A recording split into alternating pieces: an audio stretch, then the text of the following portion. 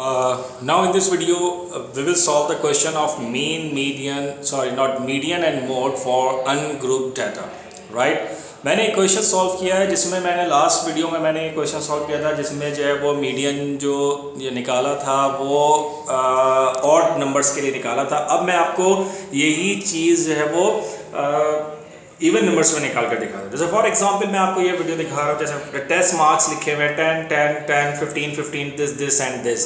अगर मैं इनको काउंट करूँगा तो ये कितने नंबर ऑफ स्टूडेंट्स होंगे? 1 2 3 4 5 6 7 8 9 10 11 एंड 12। तो ये टोटल जो है वो आपके पास 12 स्टूडेंट्स हैं। इनके मैंने मार्क्स लिए हैं आउट ऑफ 15 में से, राइट? तो मीडियन निकालने का जो पहला स्टेप है वो आपका ये है कि अरेंज इन असेंडिंग ऑर्डर। सबसे पहले मैं इसको अरेंज करूंगा इन असेंडिंग ऑर्डर में। देखें आप ये मैं आपको दिखा रहा हूँ कि मैंने इसको अरेंज किया हुआ है 2 3 फिर 10 10 10 10 10 15 15 15 15 एंड 15। मैंने जब इन सबको उनको चेक किया तो ये जो ऑब्जर्वेशंस आ रही हैं, ये जो मार्क्स हैं, ये आपके पास हैं टोटल 12। और यानी कि स्टूडेंट्स जो हैं वो टोटल कितने हैं? 12 हैं। और 12 जो है वो आपके पास क्या है? इवन नंबर है। और जब भी इवन नंबर है तो हम क्या यूज़ करेंगे? हम ये वाला फॉर्मूला यूज़ करेंगे n/2 और n+2 n कितना है? 12 divide by 2 is 6, right? 12 + 2 is 14, 14 divide by 2 is 7। तो हमारे पास दो ऑब्जर्वेशन आ जाएंगी 6 और 7, यानी मीडियन के लिए हमारे पास दो ऑब्जर्वेशन आ जाएंगी 6 और 7। हमने अरेंज किया हुआ है तमाम नंबर्स को। अब हम इसको चेक करते हैं। देखें, first term, second term, third term, fourth term, fifth, 6 और 7। 6 और 7 पर मैंने ब्लू से जो है ना ये लाइन लगाई हुई है, ठीक है, एक ब्लॉक बना दिया है। तो मुझे एक बात बताइए, मेरी 6 और 7 ऑब्जर्वेशन कौन कौन सी आ गई? 10 + 10 एंड 10। देखिए, मीडियन निकालने के लिए फार्मूला क्या है कि मेरे पास दो मिड वैल्यूज आई हैं। इवन में हमेशा दो मिड वैल्यू आएंगी, मैं उनका एवरेज निकालूंगा। 10 + 10 कितना हुआ है? 20, 20 डिवाइड बाई 2 कितना हुआ है? 10, राइट? तो ये चीज़ें याद रखिएगा कि जब भी ऑड नंबर्स होंगे तो आपकी सिर्फ एक मिड वैल्यू आएगी, जबकि जो है वो अगर इवन हैं तो हमारी दो मिड वैल्यूज आएंगी, उनका एवरेज निकालेंगे। फिर उसके बाद मैं बात करूँगा मोड की।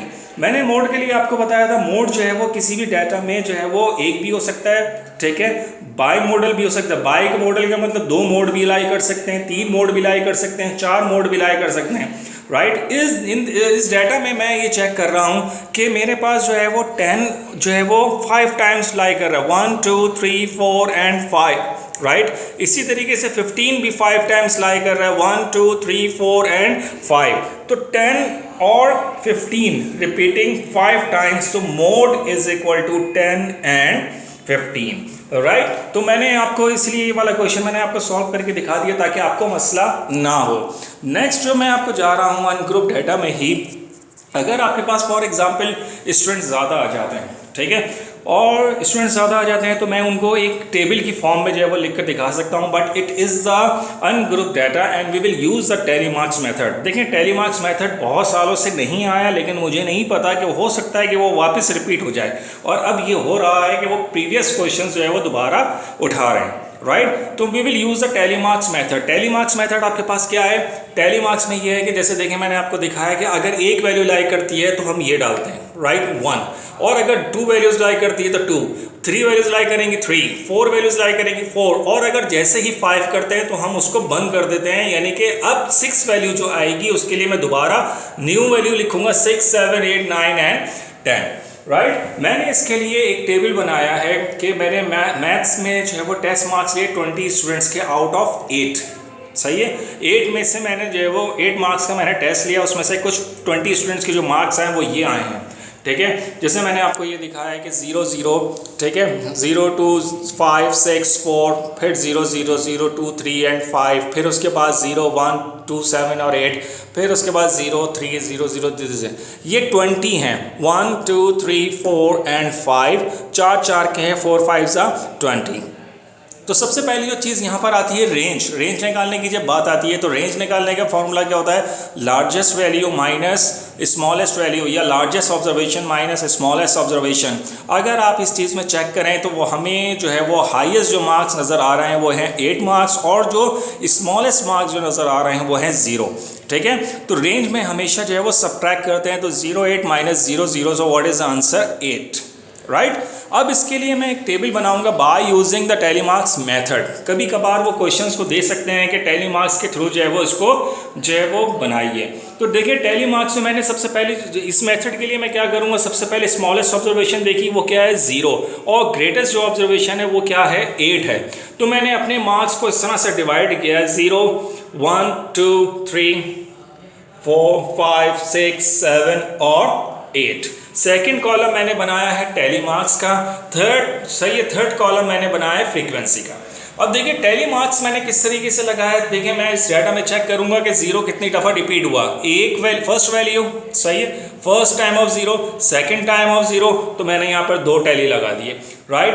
1 कितने टाइम्स आया 1, ठीक है, और सिर्फ एक दफ़ा आया तो मैंने यहाँ पे लिख दिए।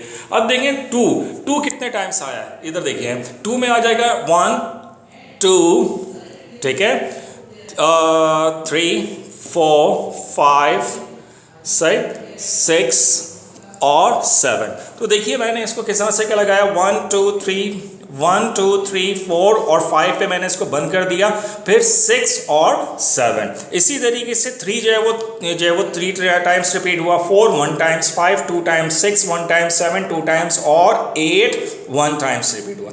इन्हीं टैली मार्क्स को जब मैं ऐड करके यहाँ लिख दूंगा तो मेरा क्या बन जाएगा, फ्रीक्वेंसी बन जाएगी, राइट। इसका मतलब है 2 टैली आ रहे हैं तो इसका मतलब इसकी फ्रीक्वेंसी 2 टाइम्स हो गई। इसका मतलब ये 1 हो गया, फिर ये 7, ये 3, ये 1, ये 2, ये 1, ये 2 और ये 1। इसका मतलब ये क्या हो गया, गौर करें तो जो है वो 0 जो है वो 2 टाइम्स रिपीट हो रहा है। फ्रीक्वेंसी का मतलब क्या होता है, repeating again and again, right.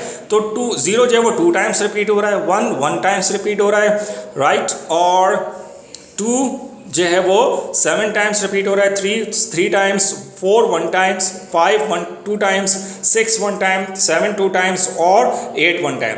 जब मैं इन तमाम फ्रीक्वेंसीज को ऐड करूंगा तो मेरा समेशन ऑफ एफ, ये किसका सिंबल है, ये सिंबल है समेशन ऑफ एफ। तमाम फ्रीक्वेंसीज को जब मैं ऐड करूंगा तो मेरा आंसर कितना आएगा 20, और मेरे नंबर ऑफ स्टूडेंट्स भी कितने हैं 20। तो ये जो पूरा टेबल है, ये टेबल आपका क्या कहलाता है, फ्रीक्वेंसी डिस्ट्रीब्यूशन टेबल, और ये भी हमारा एक जो है वो अनग्रुप डाटा का ही हिस्सा है।